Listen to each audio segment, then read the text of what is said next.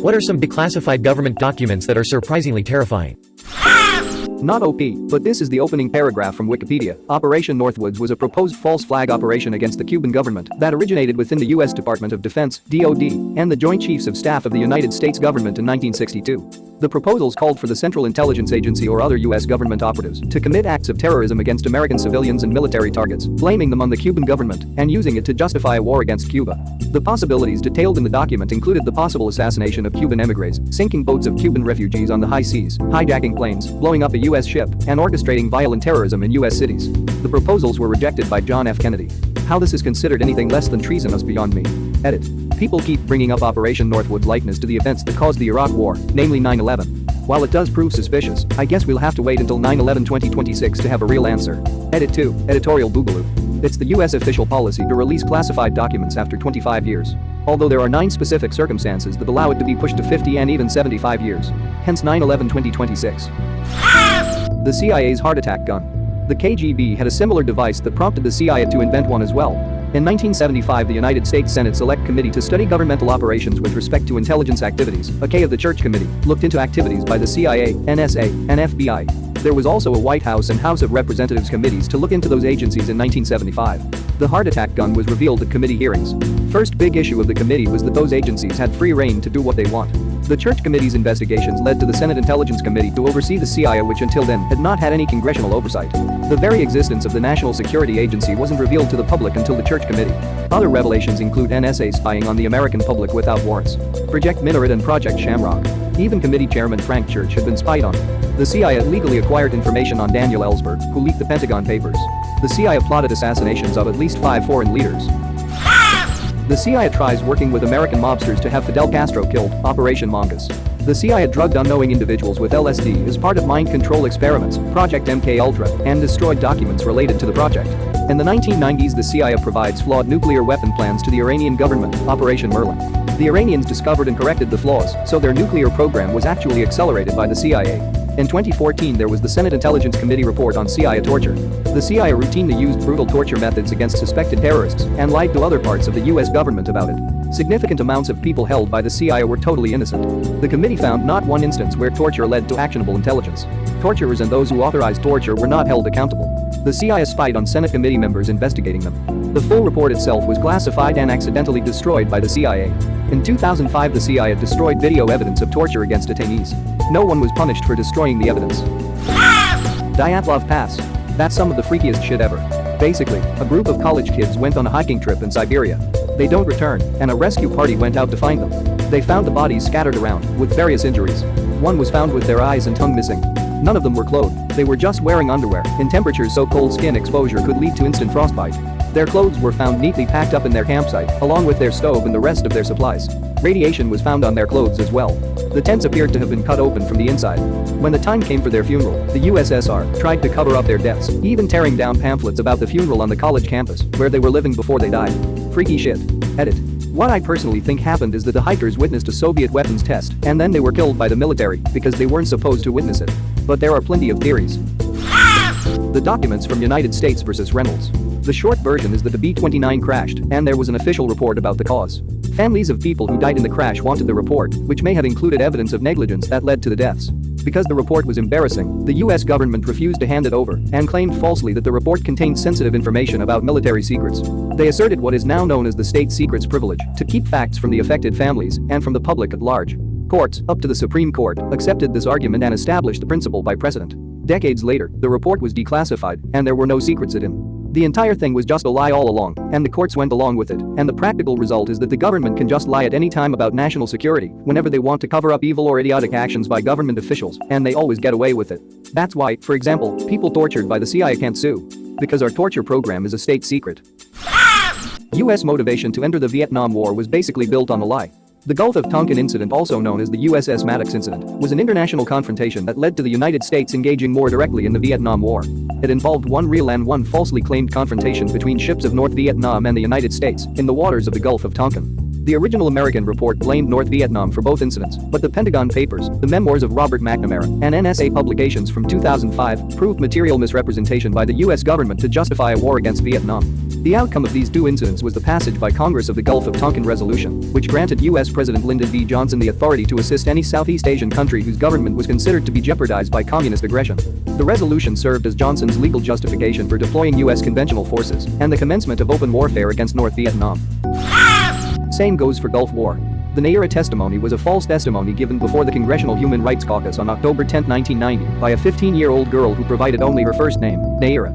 The testimony was widely publicized and was cited numerous times by United States Senators and President George H.W. Bush in their rationale to back Kuwait in the Gulf War. In 1992, it was revealed that Naira's last name was al-Sabah and that she was the daughter of Saud al-Sabah, the Kuwaiti ambassador to the United States. Furthermore, it was revealed that her testimony was organized as part of the Citizens for a Free Kuwait public relations campaign, which was run by the American public relations firm Hill & Knowlton for the Kuwaiti government. Following this, al-Sabah's testimony has come to be regarded as a classic example of modern atrocity propaganda. Iraq War II. The Niger uranium forgeries were forged documents initially released in 2001 by SISMI, Italian military intelligence, which seemed to depict an attempt made by Saddam Hussein in Iraq to purchase yellowcake uranium powder from Niger during the Iraq disarmament crisis. On the basis of these documents and other indicators, the governments of the United States and the United Kingdom asserted that Iraq violated United Nations sanctions against Iraq by attempting to procure nuclear material for the purpose of creating weapons of mass destruction. Wait, it gets better. Operation Northwoods. Operation Northwoods was a proposed false flag operation against the Cuban government that originated within the U.S. Department of Defense, DoD, and the Joint Chiefs of Staff of the United States government in 1962. The proposals called for the Central Intelligence Agency or other U.S. government operatives to commit acts of terrorism against American civilians and military targets, blaming them on the Cuban government and using it to justify a war against Cuba. The possibilities detailed in the document included the possible assassination of Cuban emigres, sinking boats of Cuban refugees on the high seas, hijacking planes, blowing up a U.S. ship, and orchestrating violent terrorism in U.S. cities. The proposals were rejected by John F. Kennedy. The plan was drafted by the Joint Chiefs of Staff, signed by Chairman Lyman Lemnitzer, and sent to the Secretary of Defense. Although part of the U.S. government's anti-communist Cuban project, Operation Northwoods was never officially accepted. It was authorized by the Joint Chiefs of Staff, but then rejected by President John F. Kennedy. According to currently released documentation, none of the operations became active under the auspices of the Operation Northwoods proposals.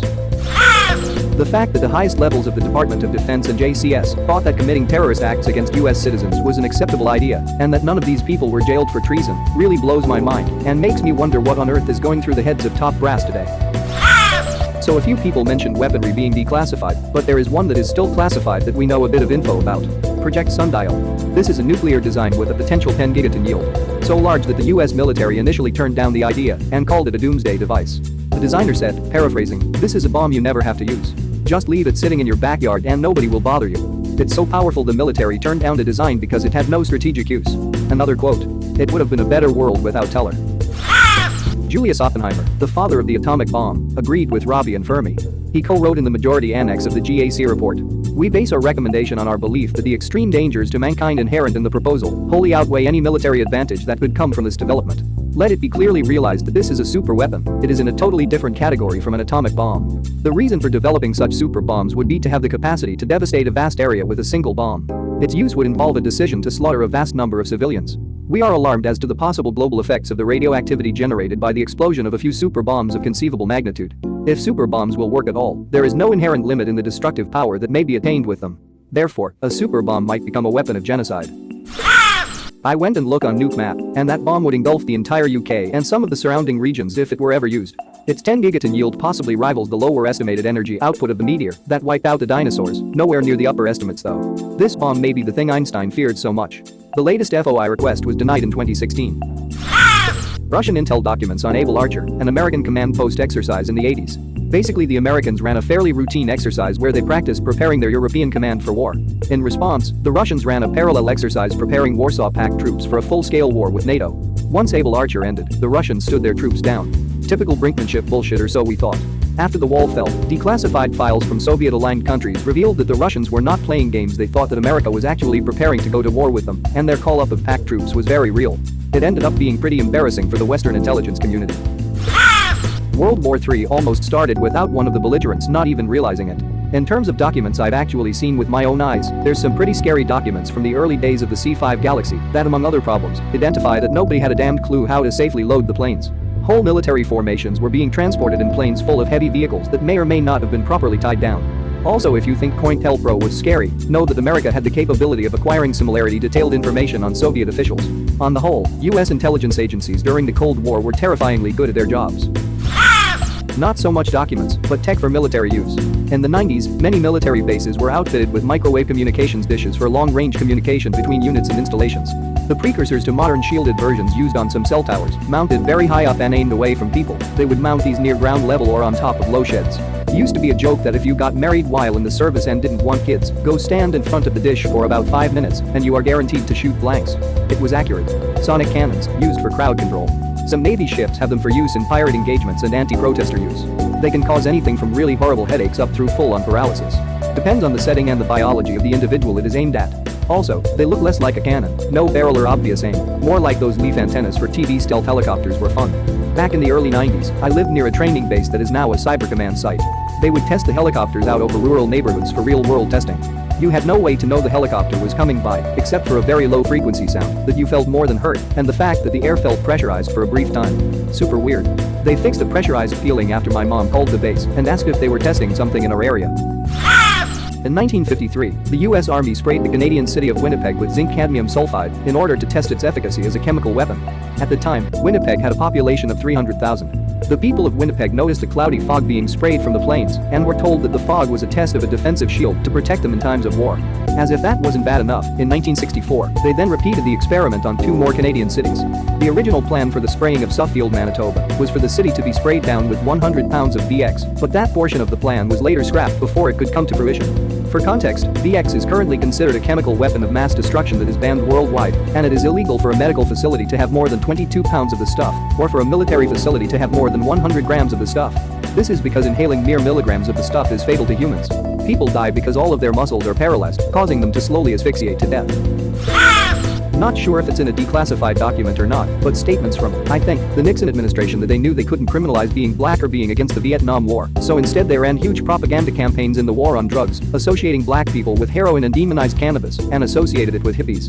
It wasn't the first time fear-mongering about drugs was pushed by the US government, but that was so fucked up. I was more upset by that than the fact that cannabis was initially demonized because the lumber industry didn't want hemp to affect their profits. It's worth mentioning that the propaganda then also heavily focused on associating pot with jazz musicians, aka black people, and the term marijuana was used to also make the public fear pot by associating it with Mexican people. Not sure if it was just racism here, or also xenophobia against Mexican citizens as well. And of course I'm sure it's obvious that the way the US government continues to handle drugs in this country, aside from the current opioid epidemic, which has gained more sympathy since there are many white people dying now, that it's still stereotyped as an issue among minority communities. Edit. TLDR the US government's history of racism and the war on drugs. My area of expertise. I have 2 that I haven't seen here yet. One project Stargate, also Grill Flame, and Sunstreak, all 3 consecutive projects which looked into remote viewing. That's the psychic ability to see a place without ever having been there. This happened in 1993. I can't find the link to it, but I found one document which was essentially a conclusive review of Grill Flame, which said that remote viewing was 100% confirmed real, was a learnable skill, and was a threat to national security. It recommends setting up government labs dedicated to teaching people how to remote view.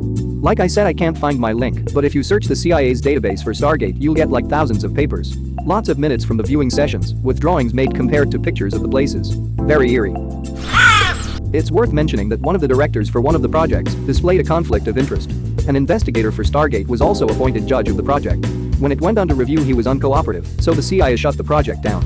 They say in one of the reports that he may have falsified documents, but there are still 2 other projects you could look at. The same CIA database has extremely detailed schematics for a flying saucer. It includes means of propulsion and everything. The design itself isn't extremely strange, it's simply the fact that they would attempt to create a flying saucer at all. It's such an impractical shape, kind of makes you wonder whether they might already know it could work for some reason. Operation Condor. The US government and the CIA in 1960 to 1980s worked closely with Latin American militaries. Countries including Argentina, Chile, Brazil, Uruguay, Paraguay, Guatemala, Bolivia, and more were involved. The CIA trained various LA military members in the United States. While at these schools, as they were referred to, they learned techniques such as interrogation, subversive suppression, torture, kidnapping, etc. Then the US would send them back down to their respective LA countries and let them run free in the clandestine facilities and in the open. The US and the Soviet Union were in the middle of the Cold War at the time, and the battleground was who was going to influence Latin American countries' politics. It was communism versus democracy, aka right-wing military dictatorships, propped up by the US government and the CIA. They saw the Cuban Revolution and the ideas that were stemming down into LA and wanted to put an end to it. What happened to known or suspected leftist subversives in places like Argentina and Chile was absolutely horrifying. It appals me that the US government and the CIA were backing and funding these brutal right-wing military dictatorships in Latin America. For this one to have full effect, you have to read it aloud in the voice and style of one of the numerous self-righteous American politicians discussing enemy do Jower and how said EDJ treats his own people. And why we have to bomb strafe drone sanction them in the name of human rights. Navy fogged Bay Area with bacteria by Bill Richards, September 17, 1979. In an experiment designed to determine both attack and defense capabilities with biological weapons, a Navy ship blanketed San Francisco and its neighboring communities with a bacterial-laden smog for 6 days in 1950, according to U.S. military records.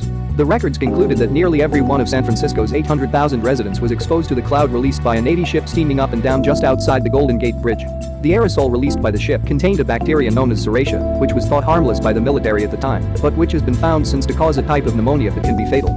The Defense Department documents and related interviews yesterday indicate that the Army, which sponsored the testing, never revealed the nature of the experiments, despite an outbreak in San Francisco at that time of Serratia-related pneumonia. The documents were released recently to the family of Edward Nevins, a retired San Francisco pipe fitter who died during the Serratia pneumonia outbreak. 11 other cases of the disease were confirmed at the time, but all those victims survived. Nevins' children, grandchildren and great-grandchildren are suing the Army for $11 million. The suit charges that Nevins, 75, died as a result of exposure to the bacteria let loose during the military experiment. The nature and size of the biological warfare experiment in San Francisco raises questions about similar open-air tests that the Army disclosed in 1977. It had conducted on 239 occasions between 1949 and 1969. In its 1977 testimony to the Senate Health Subcommittee, the Army said that 80 of the 239 tests included some sort of disease-producing agent. The tests were conducted in Washington, New York City, Key West and Panama City, Florida, and San Francisco. An Army spokesman said yesterday he could not determine immediately whether the spraying was similar in all the cities to that done off San Francisco. According to the documents released to the Nevins family, a Navy auxiliary mine-laying vessel spent 6 days cruising just outside of San Francisco Bay. Crewmen on the ship released an aerosol contaminated with Bacillus glabigii and Serratia marcescens.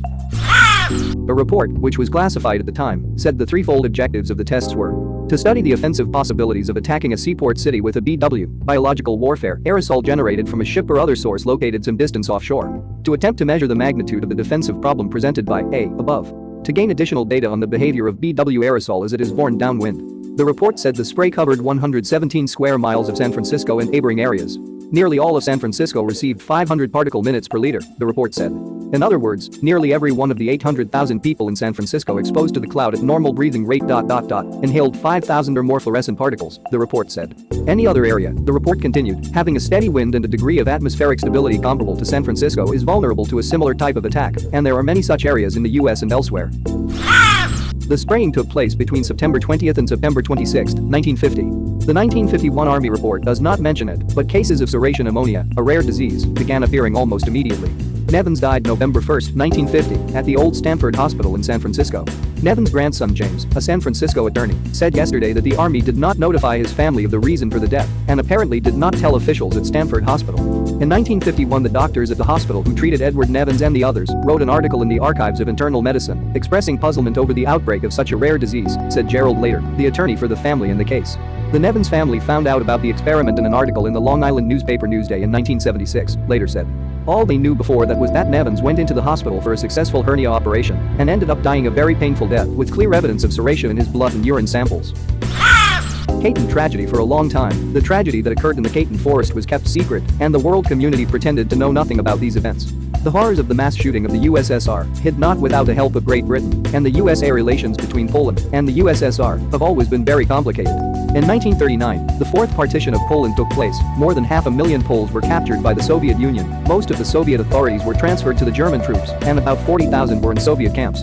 In 1940, Beria told Stalin that in the camps in Poland and the Union, there are a lot of former Polish officers, intelligence officers and nationalists. Thus, more than 25,000 Polish citizens were branded whose past did not like the power of the USSR. It was decided to consider their personal affairs with particular care and apply execution to them. In April, groups of 350 to 400 people sentenced were taken to the Caton forest for execution. A greatcoat was thrown over their heads and shot at the back of the head near the ditch, while German-made pistols were used. Later this fact was used by the USSR at the Nuremberg Tribunal, trying to prove that the murders were committed Germans during the occupation of the USSR. The USSR adhered to this opinion until 1990, categorically denying its guilt.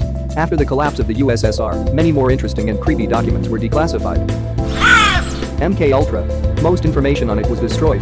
Project MK Ultra, also called the CIA Mind Control Program, is the code name given to a program of experiments on human subjects that were designed and undertaken by the United States Central Intelligence Agency and which were, at times, illegal.